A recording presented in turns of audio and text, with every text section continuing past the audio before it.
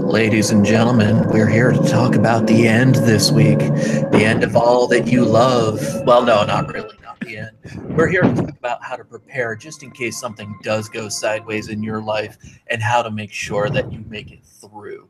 And with us, we have a very special guest who also did a very similar theme a few weeks back, and I was very interested to pick his brain a little bit more about that, especially given what the Northeast just went through this last week. Maine is just finally getting most of the remaining people back under power after having almost 450,000 people out at one point after a decent windstorm on Monday. So with us, we have Patrick Norton as our special guest. And they've also gone through their interesting own, shall we say, emergencies in the last few weeks with the fires rolling through. But we also have our regular co-host, Bill Owen.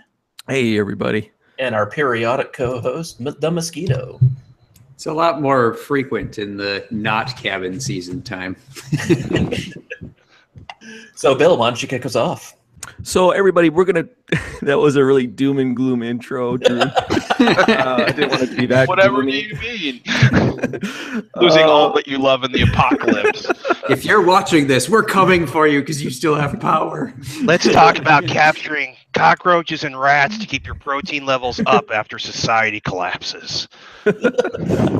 But we can have some fun with this because, a lot of the movie themes and the game themes are post-apocalyptic worlds. And it's one of my favorite things to imagine, like how would I handle it? Especially if I, had to, if I had to stay with my family, I mean, how would I protect them and how do we survive? So basically, let's just all imagine together for fun the situation where everything's been leveled and you survived it. And I get the question I've asked everybody on the Hangout, and you as well in the chat can join us with this, is tell us your 3 favorite bug-out bag tech items. Now, a bug-out bag, could you explain to everybody what a bug-out bag is, Pat?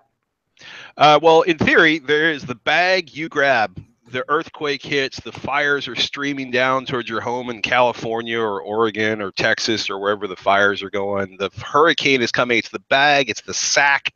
It's your possible bag, my grandfather used to call it. The bag that had everything you needed in it to stay alive while you were out in the middle of nowhere.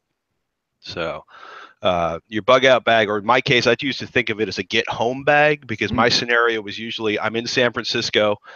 The big one hits, the earthquake hits. What do I need to get my sorry ass back to the other side of the bay so I can figure out what's left of my house and keep my family in one piece? So that's a bug out bag or get home bag. Right on. Here's the thing. When I think bug out bag, I think Amazon Prime, right? Don't you guys as well?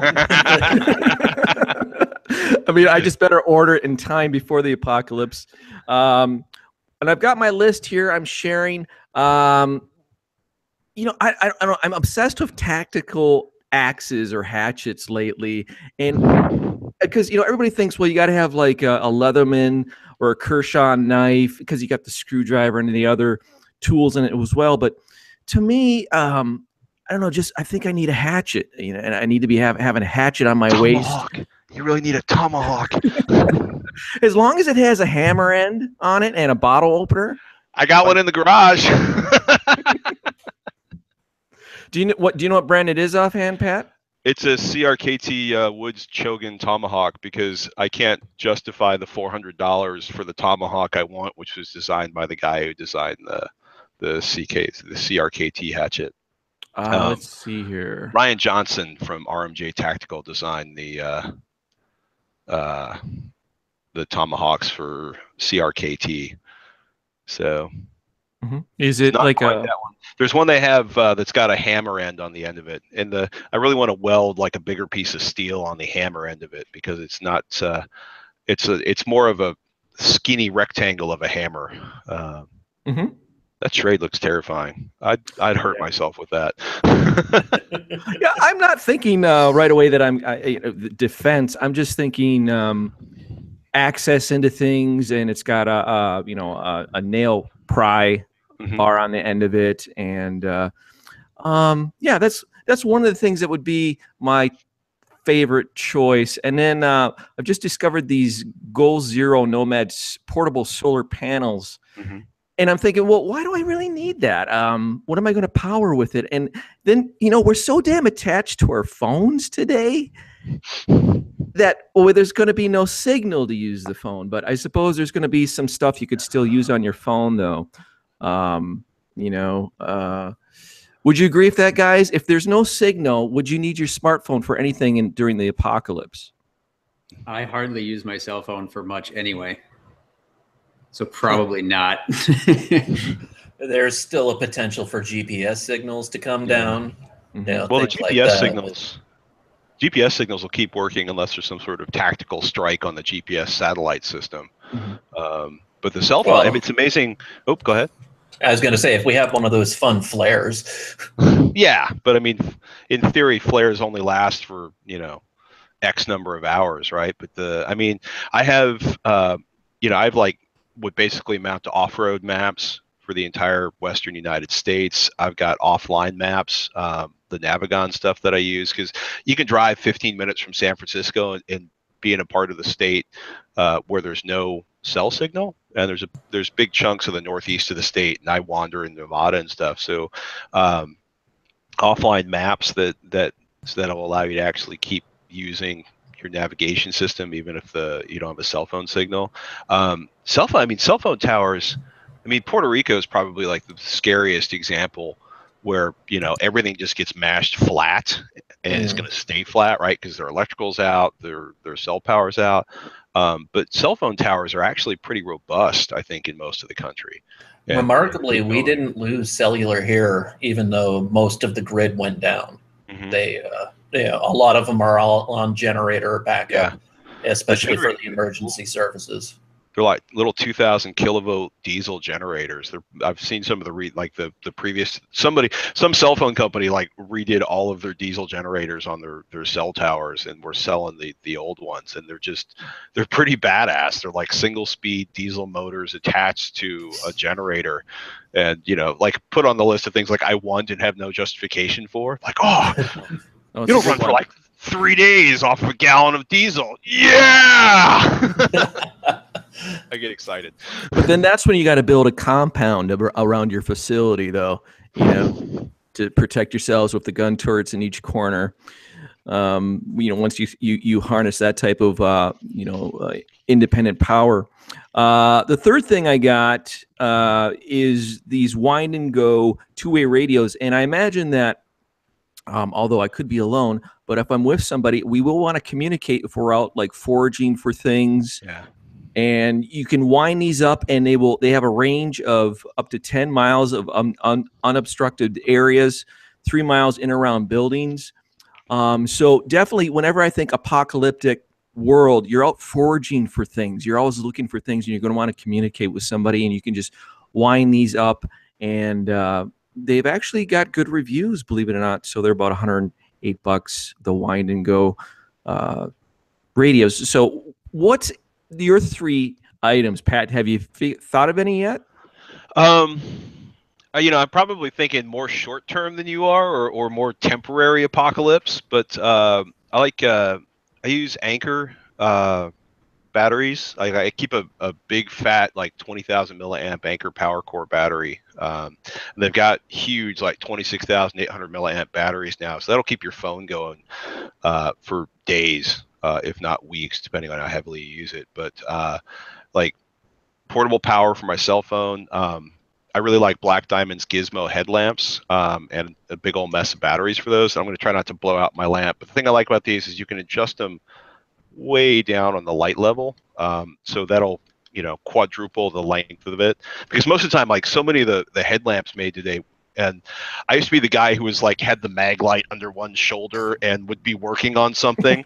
And I was down in Baja on a road trip, and I'm sitting there cooking with the mag light strapped on one shoulder, and there's this 20-knot breeze coming off the Pacific, and I'm freezing and screwing things up because I'm the really happy Northern California camping couple happen to be there, and they have their headlamps and their stuff's going great. And I'm buying a headlamp when I get home.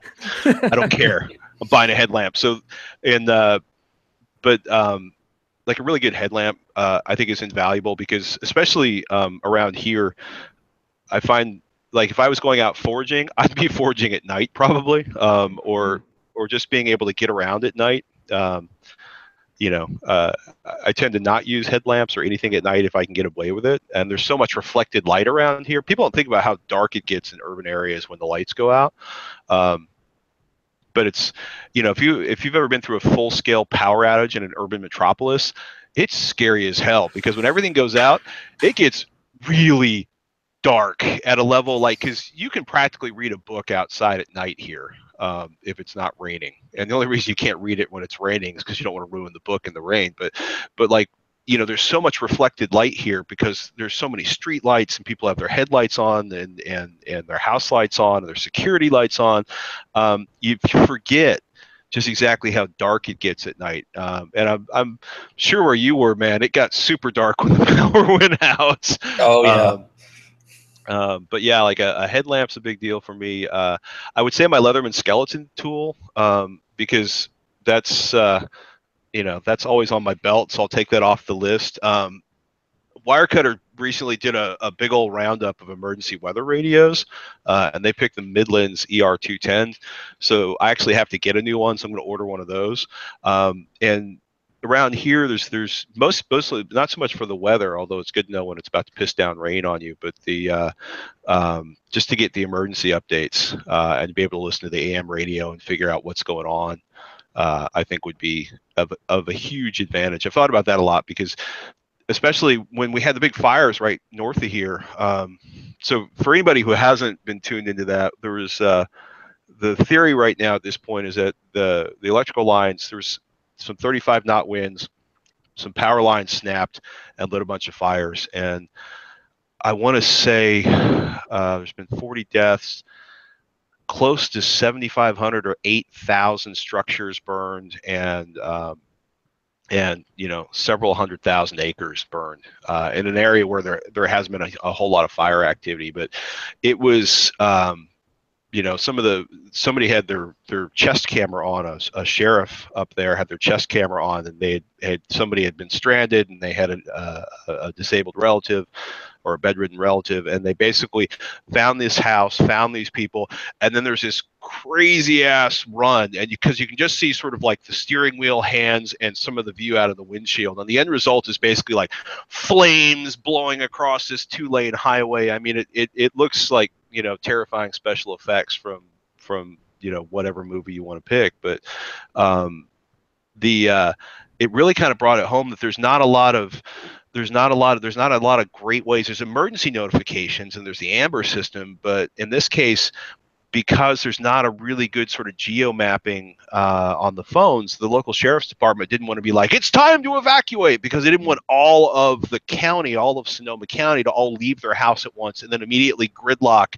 Like, you know, they didn't want to empty the parts of the county that weren't burning and prevent the people from the parts of the county that were burning from being able to get out. So it's caused me to sort of rethink, like, you know, where am I going to get information? And a lot of the radio stations up there, like, they just went 24/7 updates and news and reporting, and really did an amazing job of trying to help the community in a time of intense need. I mean, it went really sideways up there, and it went really sideways really fast.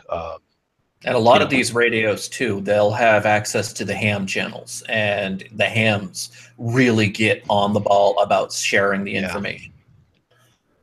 That's a good point. Is the radios that like a portable ham radio too. Yeah, so you can have you talk to your own individual or that network, be independent that way. What about you, Drew, up there in Maine? What have you thought about for your favorite 3 tech items? See, for tech items, I'm going to have to crib off of Patrick, but I'll go with the middle range of the anchors because they're a bit more affordable. The 13400s that actually his friends there at the hack shop sell. You can recharge a cell phone, average cell phone, 3 or 4 times off of one charge of those, and they actually charge up very quickly. Yeah. But for $40 a whack, you could probably throw 6 or 7 in a bag with negligible weight added. and you've got 16 recharges on your cell phone. And so if you're turning off your Wi-Fi, turn off your Bluetooth, turn off your GPS if you don't need it. And I'm stealing these notes from you from a few weeks ago, Pat, about stretching out that cell phone for as long as you can. Use it for short bursts of text if you need to, do your emergency calls if you need to, but otherwise just keep it minimalized. Right. And 4 of those batteries you could probably keep going 3 or 4 weeks, easy. Okay, so I'm just getting familiar with these Anchor batteries now. Is there like attachments so you can use your car cigarette lighter or like connect to your car battery to recharge them? If you've got a standard 2.4 amp out of your car, it'll plug in through USB. Yeah. Okay. And, well, what if you drive an old piece of shit though? I drive a 1995 Dodge 2500. They make a cigar lighter adapter. Anchor makes a pretty good one that sells for like $8. Or you can rate just about every gas station on the planet these days. Yeah, but you could charge it off the cigar lighter in your truck or your car. I have about the most manual. I mean, I have an automatic transmission in my truck and power windows, but I mean, there's one 12-volt line that runs to the engine of my truck. Yeah, it's giant. It's like 16 gauge or 12 gauge wire.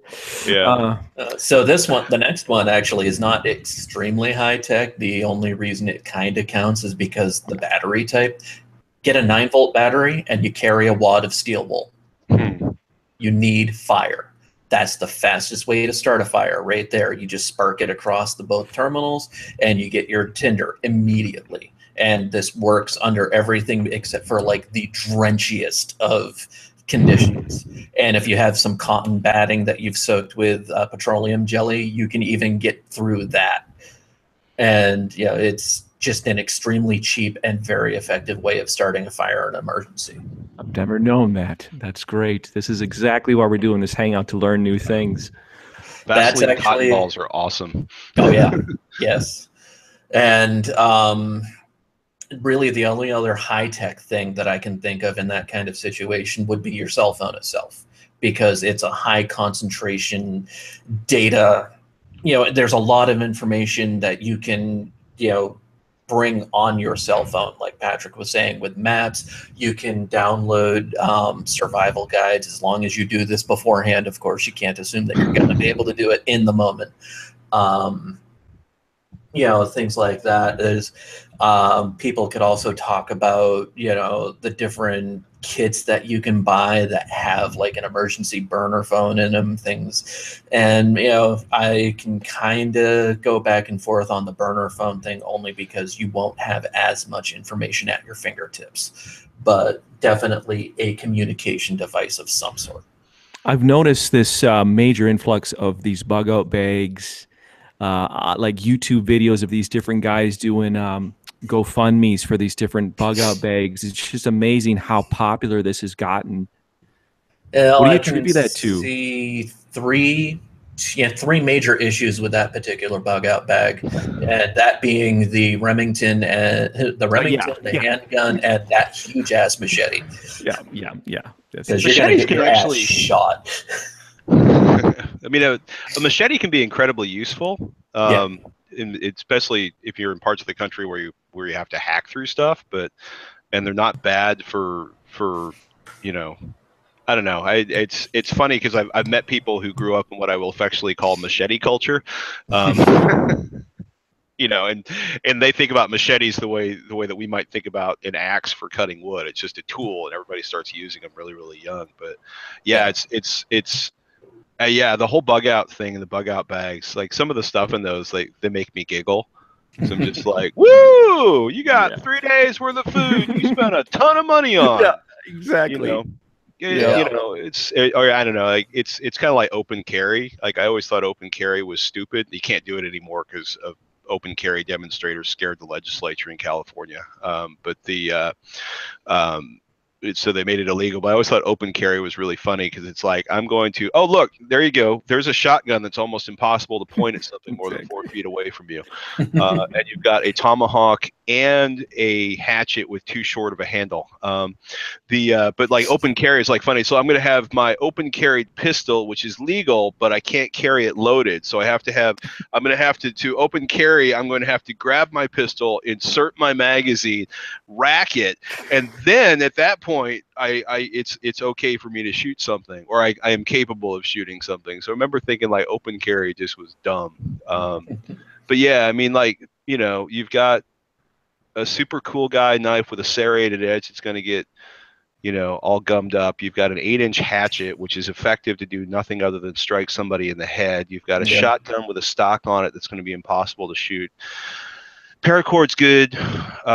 They've got like a really, really good $3 flashlight, tactical flashlight from off of eBay, if that's the one I think it is. You've got a hammock there. You've got a Petzl headlamp. You've got off. Is there anything for carrying water in there? No, you got a but life they're straw. assuming that you're going to be able to get at water with that life straw. A creek or something. Yeah. Well, if you've got access to creeks, but that's what I said. Right at the very bottom, just above the gearmoose.com logo, there's a small water bottle. Oh, here? Yeah. Yeah. Okay. Right. I don't know about these. Moss, what is the 3 items in yours? I totally missed the memo on the tech thing, but so I was all on board with like a space blanket because warmth, because north. You know, I always have my Leathermans. I don't know if that would count or not, but sure. One of the other things that I was thinking of too that I had seen a couple of weeks ago, actually, I think it was a company called Goal Zero, maybe. They had some pretty sweet like combination solar panel power station things. Yes. So it's like a 20-watt solar panel or something like that that could also charge its battery pack that had like a flashlight on it and various ports to charge things with and whatnot. So I would think something like that that's relatively lightweight that doesn't, you know, weigh 100 pounds, because you could get a hell of a solar panel and battery pack if you could lug 100 pounds around. But yeah, good luck in a survival type situation. Otherwise, I actually really liked the idea of the hand crank radios. If you're going to be with somebody else, just, I mean, even if it was just like, you know, one of us and our family, you know, like I'm going to go out and do something, find firewood, you stay here and do whatever. And that way you're not like a mile away thinking about what's going on back there. You can just, you know, have the radio communication. But exactly, if you have kids, young kids, you know, like teenagers, they're going to want to go do something stupid. So you got to definitely keep tabs on them for sure. Yep. Okay. So if there was one item that you were suddenly stranded with and you could only pick one item, what would it be? Water. Water. Yeah, I was thinking some sort of a metal container, depending on where you are. Man. Based on the experiences that I've had, you can find containers anywhere. A good sharp knife, on the other hand, that's going to be gold. True. Going back to that Leatherman. I was going to say, so we were assuming that we're being stranded naked, because I've always got my knife in my pocket. So, well, your one item could be boxer shorts, Moss. Yes. You wake up in a field naked. You have my one item is going to be a Shields store. Man. See, I've always chuckled about bug out bags anyway, just because we were trained growing up to be able to, you know, shelter for duration, because 3-4 day power outages were just a thing growing up in Maine. Yeah. Well, in the weather too, if something happens, like your car goes off the road on a country road or something. Yeah. Here in Minnesota, I remember there was a time when shatter your car window in case you go through the ice on a lake. Those tools with the prong on the end of it. Right. Wow. That's like, my knife has a seatbelt cutter and a glass breaker on the end of it for that purpose. Yeah, I've seen that same thing. Yeah, and you just keep it in your glove box because you never know. Yeah, it is. It is just crazy, the whole bug out craze. Um, Now, here's the part that I think is going to be fun for us because I know Pat loves vehicles in general. Is let's plan out some scenarios, bug out vehicle ideas, and you have an unlimited budget and resources. Okay, so let's all imagine that we're given a Toyota Prius as our only vehicle, but we've got a month. I thought you said unlimited budget. Can't we just get rid of the Prius? Well, hold on, Moss. We'll get to that later. But you're stuck with a Prius, and you've got to do some modifications to it. You've got plenty of time. This is going to be your only vehicle to travel around the landscape, foraging and protecting yourself, and just surviving. What modifications? Well, let's start with Pat. Pat, what would you do? Because you've got some experience being out in the Baja. If it was a Prius, I think the first thing I'd add to it was a trailer hitch. Okay. And I bring that up because we finally started doing a bunch more camping. Like we went up to go see the apocalypse, to go see the solar eclipse up in Oregon, and I was laughing because we weren't sure how bad the gasoline situation was going to be, because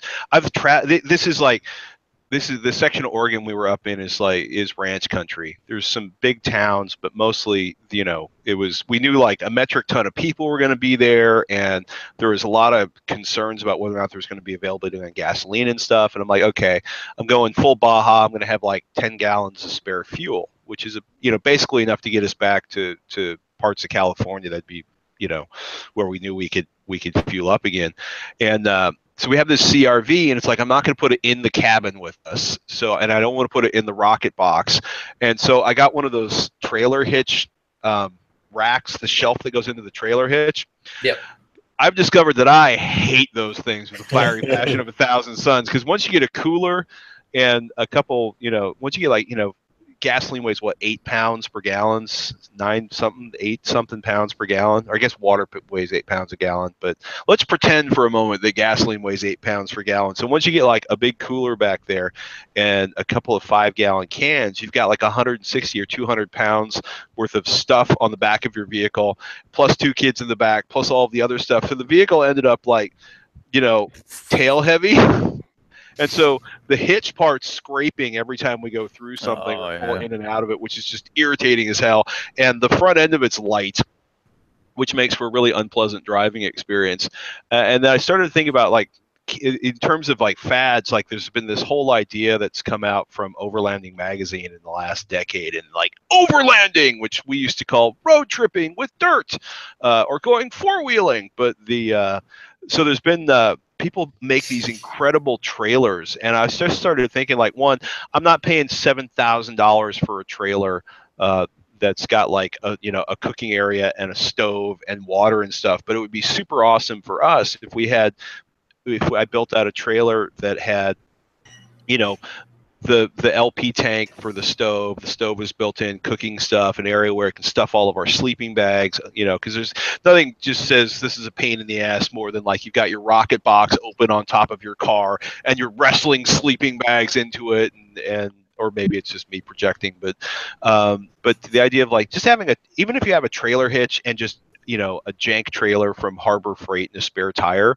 just the ability to, it ups your ability to carry stuff so much better and to carry additional fuel, which for me is especially down in Baja, you can get to sections where there's huge amounts of space in between gas stations, like 200-300 miles. And, or, if you have a couple of 5-gallon cans full of gasoline stored, then when everything shuts down, right, either because the electricity's gone out, or because fuel trucks aren't coming in anymore.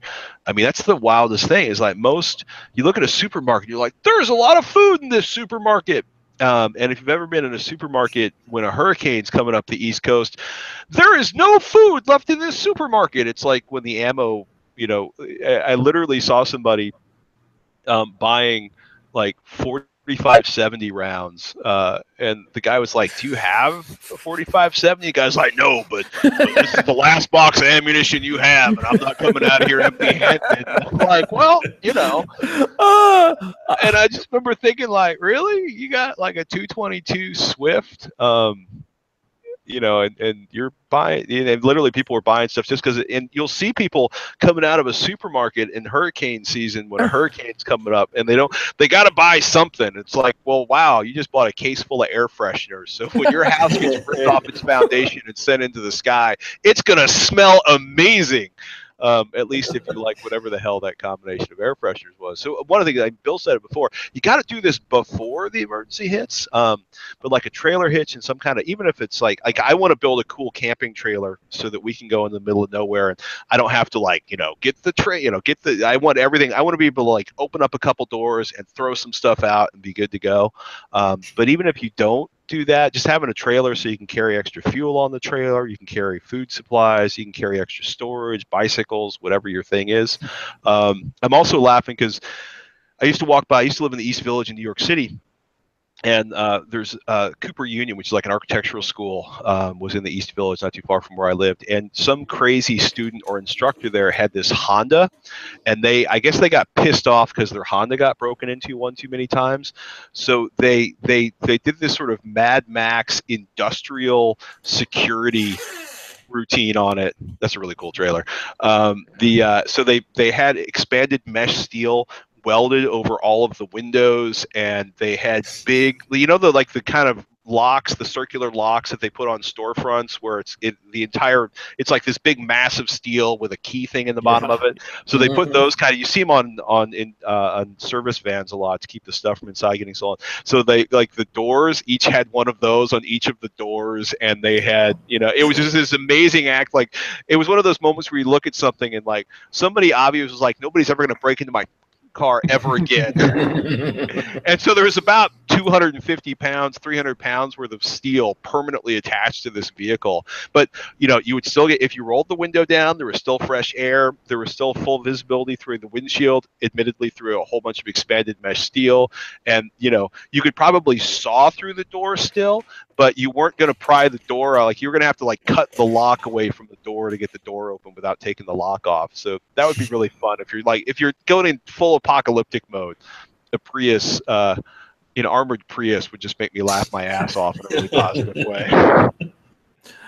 To me, the biggest thing, and I always see the failure in movies, is not protecting the tires, not putting some type of shielding over the tires. And there's so much glass in the Prius that I think I'd want to replace it all with bulletproof Lexan instead. Nice. And then let's see, probably. Here's another thing I noticed, like apocalyptic vehicles with working taillights. Why? Why do you need taillights that work at night? Why do you want them to know where you're going? So those will get smashed out, and I put some like really high intensity LED light bars on the front of it. And I have to raise up the ground clearance. That'd be another thing, because the Prius is so low, and probably put like 15-inch tires with some good knobby off-road tires on. But see, I don't know. Go ahead. I was going to say, I was thinking like the military specs solid rubber tires. I mean, you just don't have to worry about air. That's true. Good one. Very true. Very true. Crappy ride quality, but okay, so you may want to, take out a little bit of the interior so it doesn't fall on you whenever you drive, but Yeah, it would suck to get stuck with that, but I think you could make it happen. I just don't know what type of modifications you can do to a Prius to make it faster, because it's a pretty complex system and how everything works together. So you take the Prius. I was going to say, you take the Prius out to a yard that has other older vehicles in it, and you trade. Find something that runs on gas with, as Pat was saying earlier, it's got that single 12-volt line that comes out of the engine, so you don't have to worry about all of the computers screwing up on you or anything like that. How often one thing to think about is, like, how often do you see a Prius on the side of the road not running, right? They use Priuses for taxis now. And you want to talk about, taxi owners, like, taxi. I mean, there's this place, I can't think of the name of it, the taxi shop in New York City, where they've got a couple buildings, and they're using the last of the the Fords that were cop cars forever. That Crown they Vic. finally showed LTDs. down. Yeah. Like the guys literally got, they've been squirreling away. Like anytime they finally, after 400, 500, 600,000 miles, they've completely destroyed it. They would strip everything useful off it. But the guys apparently got like 3 chassis worth of Crown Vic parts stuffed in there. But the Prius, some of you said for in an apocalyptic situation, like that's, I always I love Mad Max. I love Mad Max. But man, he'd be running for like 3 hours with all those tanks on the back of that 440 before he ran out of fuel. Like I've driven trucks with 454s in them. It's an awesome engine to pull trains with. Man, 7 miles to the gallon sucks. Exactly.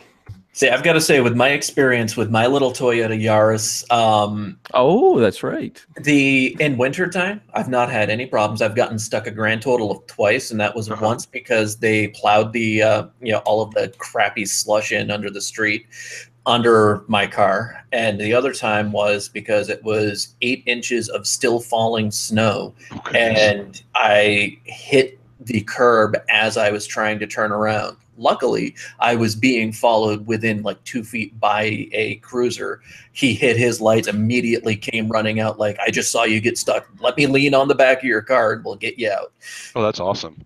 But with my car, as long as I keep the rooster tails flying, it's not stopping.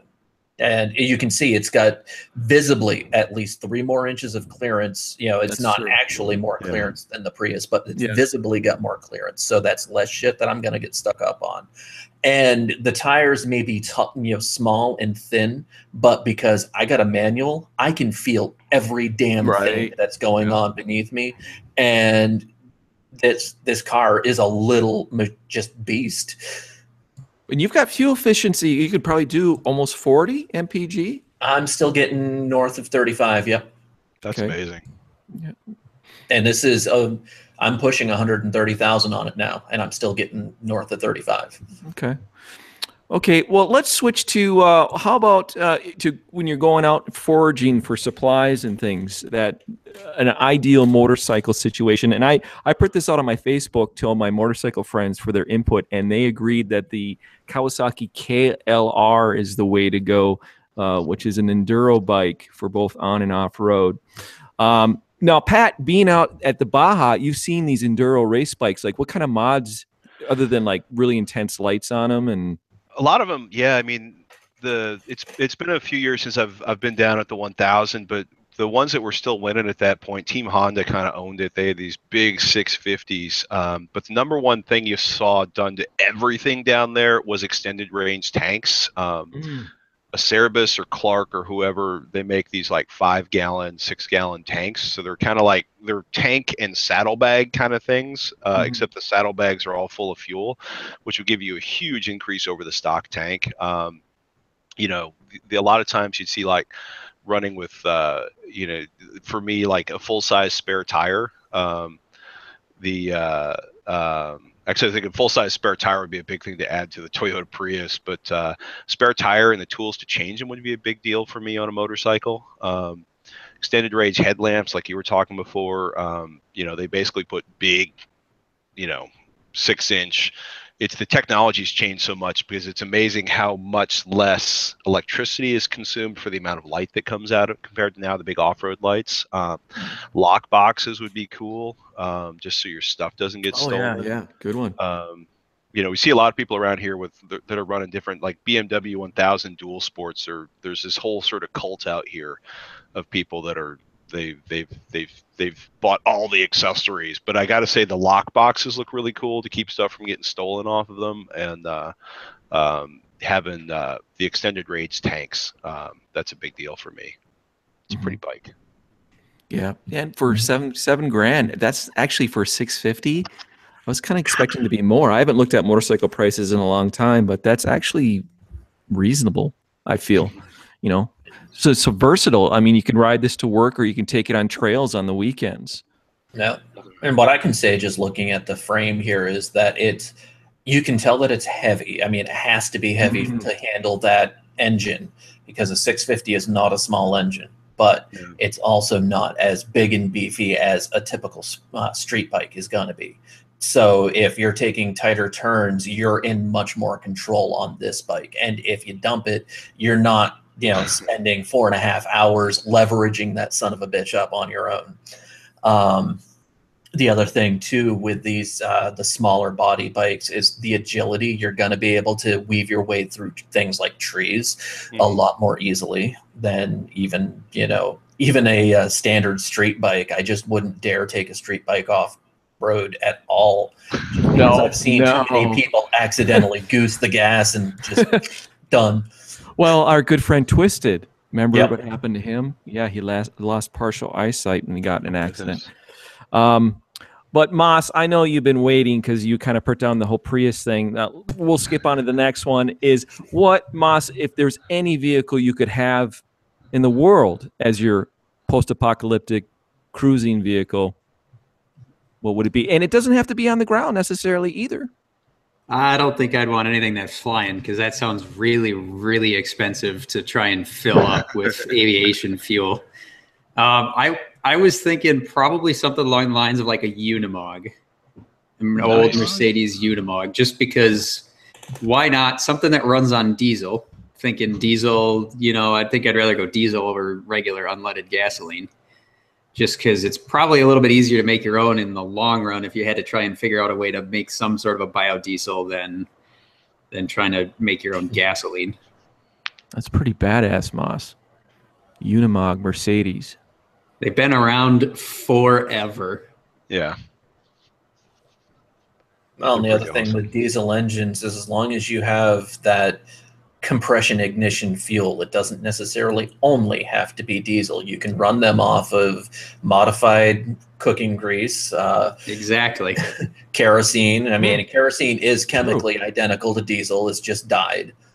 But, I mean, if you're going to forge for food, why not forge for things to burn in your car, too? Yeah, exactly. Think about the vacant, abandoned restaurants and all the grease that you can stockpile on. Sure, I never thought of that. That's a good one, Moss.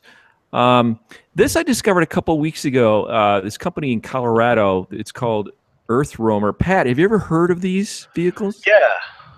I want to say it started with a couple that did a series of vehicles that kept getting featured in the off-road magazines. But yeah, they do. There's amazing, like, if you check out Overland magazine, which costs a fortune, but they do a whole there's this whole crazy culture, and it's a really interesting mix of people who are like, I am going to buy an ancient vehicle from Great Britain that was built as farming equipment, and I think it's the best off-road vehicle ever. And I'm mocking them because I've ridden in the vehicles, and there's no leg room, and it won't get up to squat on the highway. And I get the romance of like whenever you see pictures of like people in Africa in the 70s or the 50s, like these are the vehicles they were driving, and they're cool, they're fun, but they're a nightmare if you want to travel a lot in them. It's a little more romantic than I like at this age. I like, being able to do 75 without feeling that the engine's going to explode.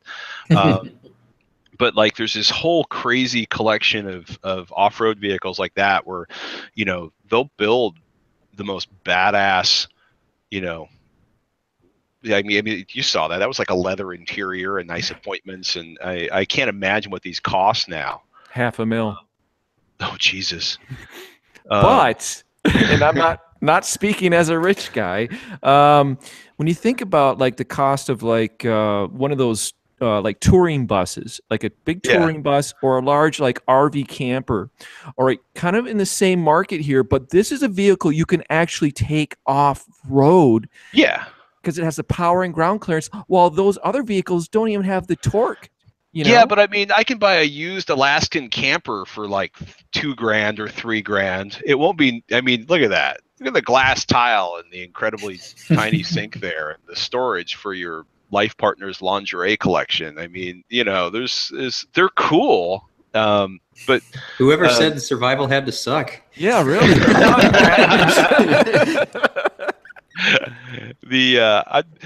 I'd probably go with like an Alaskan camper, just because like man, I wonder how top heavy those things are. That's the other thing. It is fiberglass body. It's all fiberglass that they make. Yeah, Alaskan but Camper.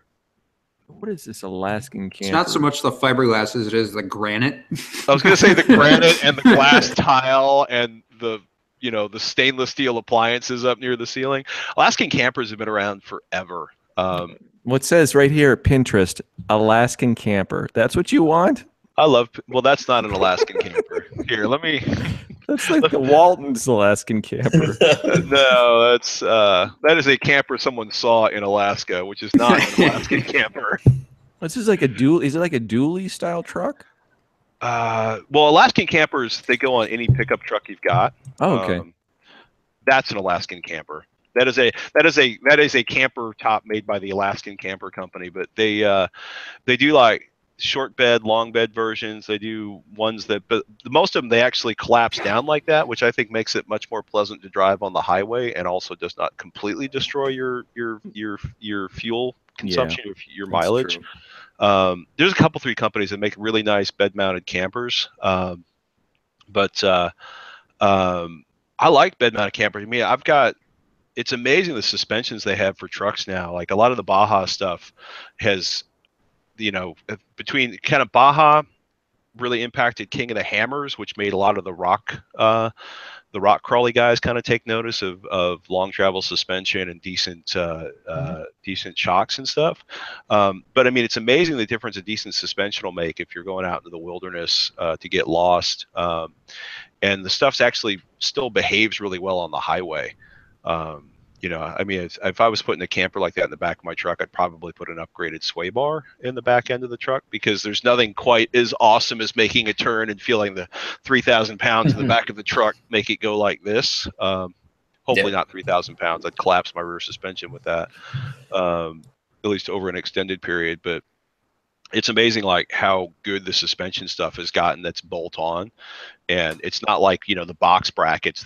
You can still buy like a 9-inch lift, and it's got a drop bracket that goes onto the original suspension location, and you have the same crappy on-road suspension, but your vehicle's much higher. I mock those because I'm a jerk, and because some of those are incredibly expensive, and you can actually buy a really nice long travel suspension where it'll actually absorb a lot of the bumps a lot better, and still have good on-road manners, and give you room for more tires, but give you a significantly improved quality of ride off-road. But yeah, it's amazing. Like there's like a half dozen companies now that make amazing suspensions for Cummins powered diesels, so you can get 20 miles to the gallon, have 35-inch tires, and I don't know. I like big pickup trucks, but I also come out of a big pickup truck culture, both in my youth and in my adulthood, for exploring.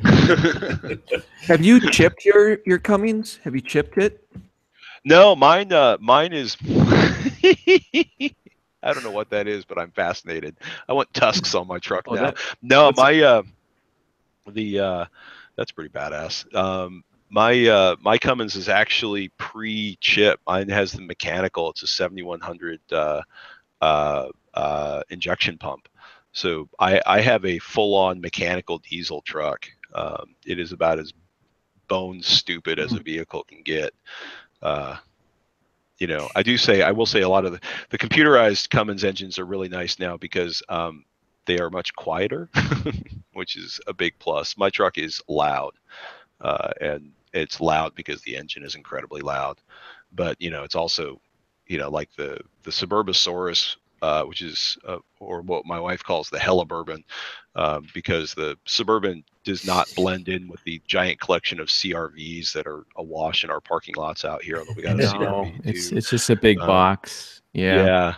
Like we got an 86 Suburban with a 6.2 diesel. Oh my gosh. People hate that diesel. I love it. It's a miserable, naturally aspirated diesel. So I bought off of Craigslist. I bought a turbocharger. Banks makes a turbocharger kit for that.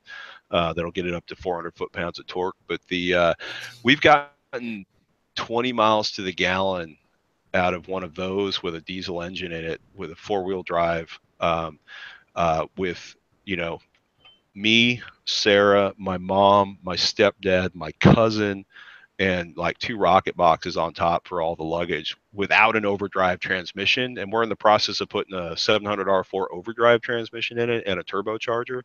The turbocharger is supposed to be good for another 10% miles per gallon, and then the overdrive should give us a nice healthy 2 or 3 mile per gallon gain. But it'll be fun when that project's finally finished to see. It's got a 40-gallon tank, so I'm hoping we can get it's Sunday afternoon, so I can't do math, so I can't do 40 times 25. But I'm hoping we have a range of something like 1,000 miles off that when it's done.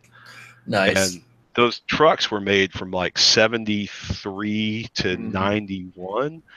So parts form are everywhere. Yes. Every Napa, every AutoZone. Like that's part of the reason when I started to build like our crazy vehicle to pack the entire family and disappear in Utah. To go look at all the cool, crazy stuff in Moab and stuff. I wanted something where it wouldn't be like, you know, we can get that part for you in 4 days. Or like Moss's Unimog thing. Yeah, that's probably true. But it is Mercedes, though. I mean, you got that reliability. But yeah, that's a very valid point. I drove an '88 Chev Suburban for the company I used to work for several years. What a freaking pig, though, on gas. It was a gas. Not diesel, but kind of scary on ice to drive on ice, to be honest with you. Like to get tail happy really easy.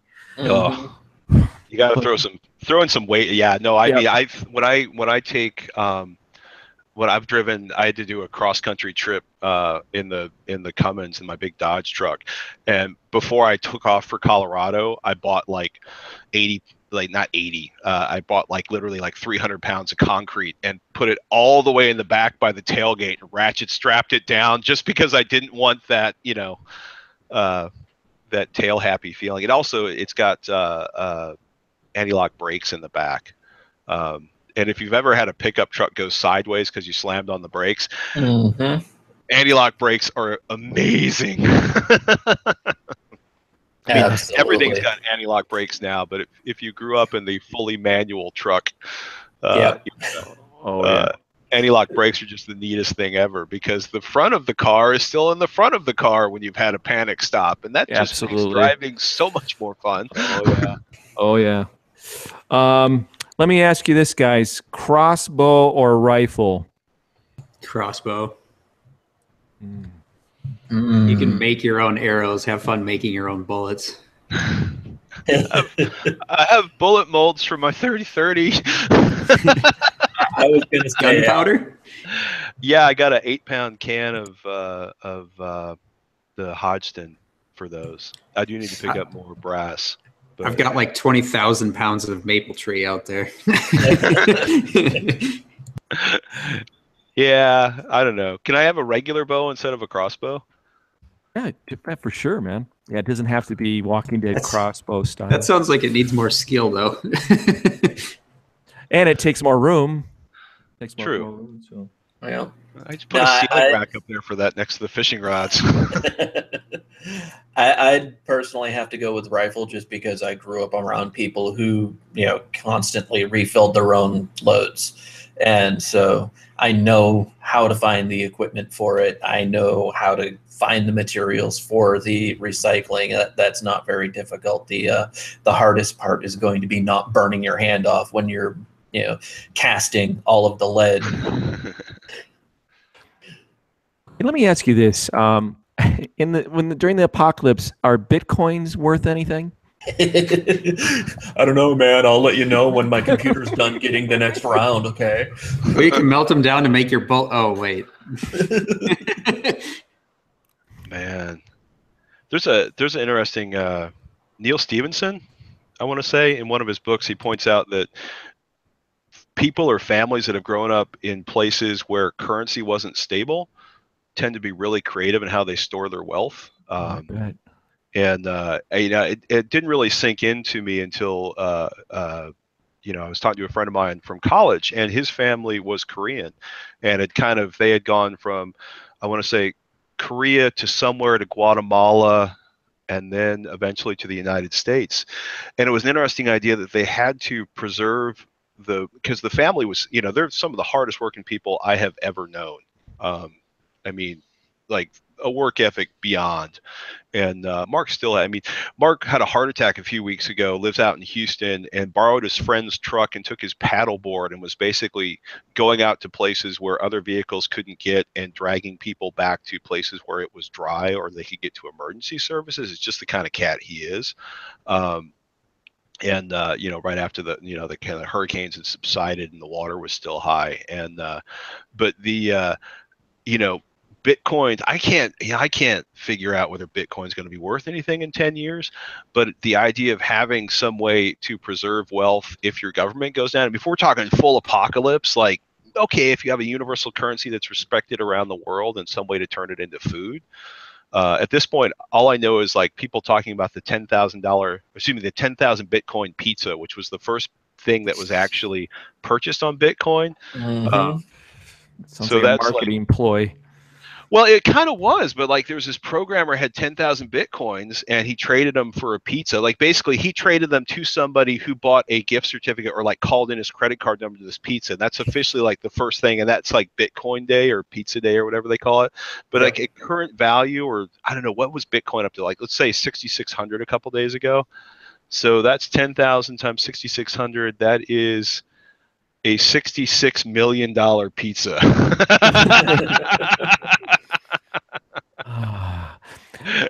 Have you for tech thing or screensavers, have you done a Bitcoin mining rig, or do you plan to? Or I kind of looked at Bitcoin and thought, like, this is cute. I'd rather spend my clock cycles trying to solve cancer, which is unfortunate because if I'd A, recognized that, and B, fired up all the systems I had, and C, managed to not lose a friend of mine's, not a friend of mine, well, one friend of mine has a bunch of Bitcoins he can't get into because the exchange collapsed. So he's got like 1,000 Bitcoins that are fundamentally gone forever.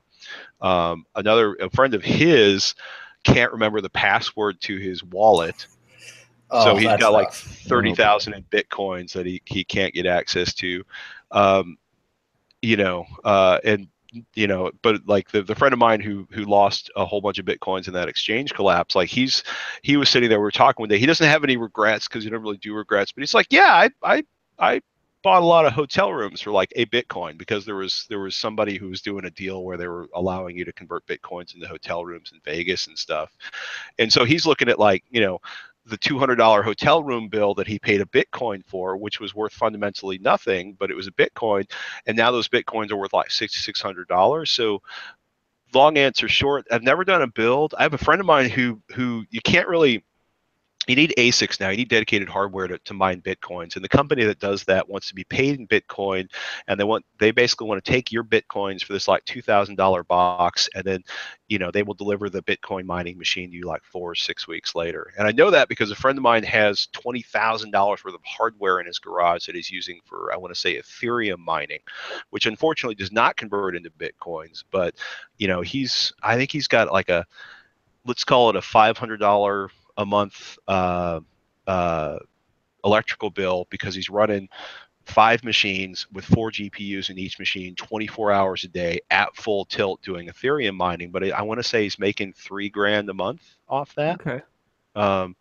So, you know, I know people who are doing it, but that also he had the ability to, you know, he had an electrical system that would handle the electrical load on that, and he had the money to build the hardware, you know, because he's looking at that like he could get into Bitcoin mining, but the cost to entry, like you can resell GPUs.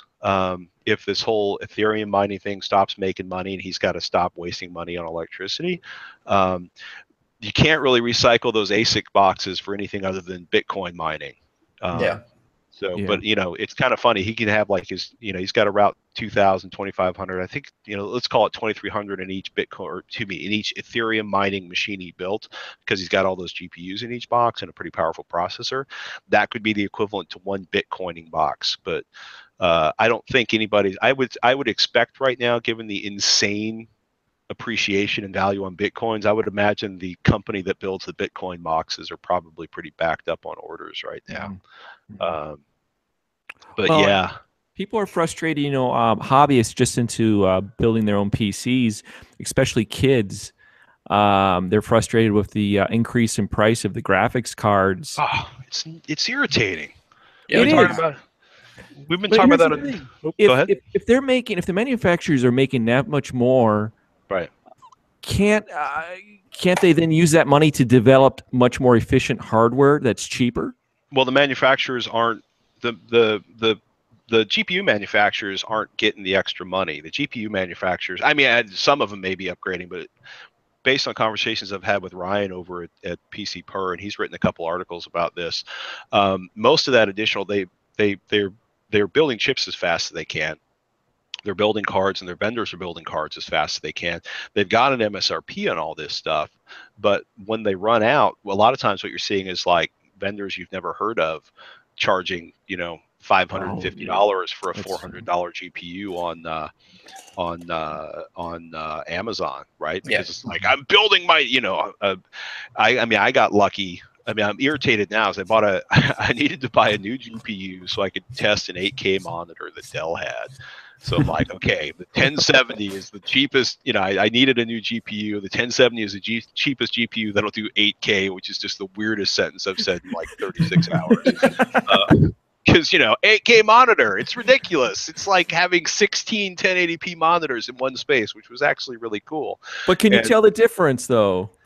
The thing that was really fascinating was having 35 megapixel images from my friend's badass DSLR open in per pixel mode. It wouldn't do 42 megapixels from the crazy Sony that she has, but it would do like 35 megapixel images in per pixel, right? So you could have these massively detailed images. And the thing that I used it for like 3 weeks and I had to send it back.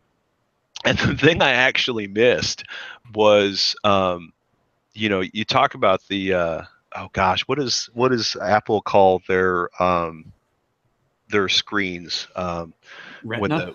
Retina, yeah. It was like having a Retina display on your desktop, right? Because it was like 400 something pixels per inch, which is ridiculous. It's like but it was when it was gone and I was back on my U3415, which is a nice monitor. It's a nice widescreen curved monitor. I love it. It's great for gaming. I have like 3 things up at the same time when I'm doing work. It's fantastic for editing video. But the thing that struck me was like the pixels per inch was so ridiculously high on that 8K monitor. Everything had that feel of like looking at a flagship cell phone where the images are just there's no pixels, right? Because everything's so together. That was the thing that really struck me about that 8K monitor, was like being able to open up these ridiculously large images and see them complete in like per pixel, and then the sumptuous fluidity of the image quality. I mean, I'm gonna be a dork about it, but like that was a really nice experience. Like, it's kind of like with 4K televisions. I don't really need 4K resolution unless I'm like this close to the monitor. But HDR is really fantastic. So for that 8K resolution, I don't really need 8K resolution for most stuff I do, but boy, man, those pixels were so small, you just couldn't, it was just an image in front of you. That was actually really cool, thinking about that in hindsight. So, but yeah, I want GPU prices to come back down. Yeah, I participate in folding at home heavily, and yes, I know exactly what you mean.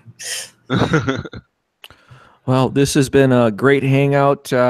We hit is it still around 60 minutes, Drew, or we went over that? We're just over. Okay. But thanks again, Pat, for joining us. I think this is the 3rd time, guys, he's joined us. Yes, indeed. I think so. It's my pleasure. Awesome. Thanks for having me. No, it's our pleasure for sure. But also thanks for everybody that was in the chat. We had a really active chat going on.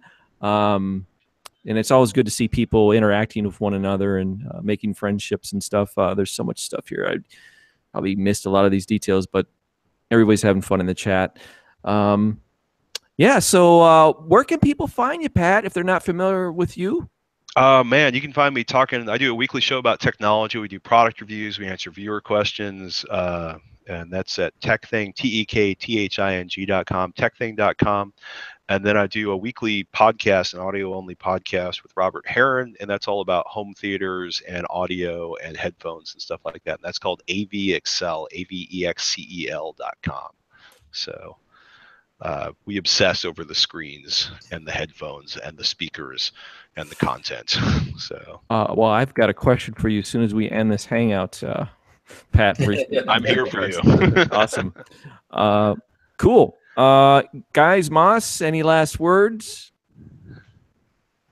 No, I think I'm good. Good to see you. You didn't fall out this time. Your workshop progress is coming along good. You're going to have heat in there next week soon? Yeah, well, heat that's either not going to burn up all of the oxygen in the room or the electric bill.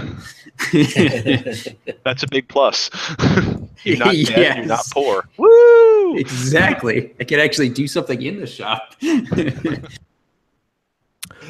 Next week, if everything goes as planned, same time, we're going to have Pascal, other known as Pazlis from the BitTech forums, and he is the one that made the first iconic computer desk, the glass top and the full hardline liquid cooling system that launched this craze that we're seeing of people building their own liquid cooled PC desks. Nice. So we're going to have the guy that started the whole trend with the first one that he did. And Moss, what was it, like 2010? Was it, or earlier than that? Something like that. Yeah, I know his third version was 2012. So Third version. Yep. yeah. So probably I would guess 2009, 2010 is probably when he got the first one done. Yeah. So that's going to be really cool. And he'll be joining us from the Netherlands. So it'll be about 10 o'clock when he joins us. So other than that, everybody, thanks for watching and hanging with us. Drew, you want to close us out? Yeah, actually, I wanted to throw out back in September, Patrick was on an episode of the new Screensavers with Father Robert Balliser, and they really went into a really great in-depth look at constructing bug-out bags, including carrying a bunch of zip ties and good Velcro or hook and loop. And, you know, there's just a lot of other stuff that we didn't touch on. Paracord. And those gnarly-ass MREs. No, thank you. It was a really good in-depth look of all of your different options, and they really did discuss the pros and cons of each one. And so that's definitely something to look at. It's the episode 122, if you're interested. And also, I got to say, the energy that you two had working together, Patrick, that was an amazing episode just in general. We have a lot of fun. Yeah, I'm working on getting Robert to come on here with us, do a quick one. But given what just happened to his schedule, that it's going to be interesting. But we'll see how that goes. I think he'll appreciate the invitation. So yeah, he already said that it sounds like a great time. So we're going to see how that goes out. But anyway, guys. Modding your survival skills, I guess, is the theme of the show. So in closing, go out and find something that's been bugging you, learn something new. In this case, some survival tips and tricks, and mod something. Come over to themodzoo.com. Tell us what you've learned. Show us what you've learned, especially if you've got any new different ways of doing things that you don't think anyone else has ever seen, and share it with us. So we've got all kinds of different nooks and crannies on the forums for you to explore. So you guys have a good one. We'll see you next week.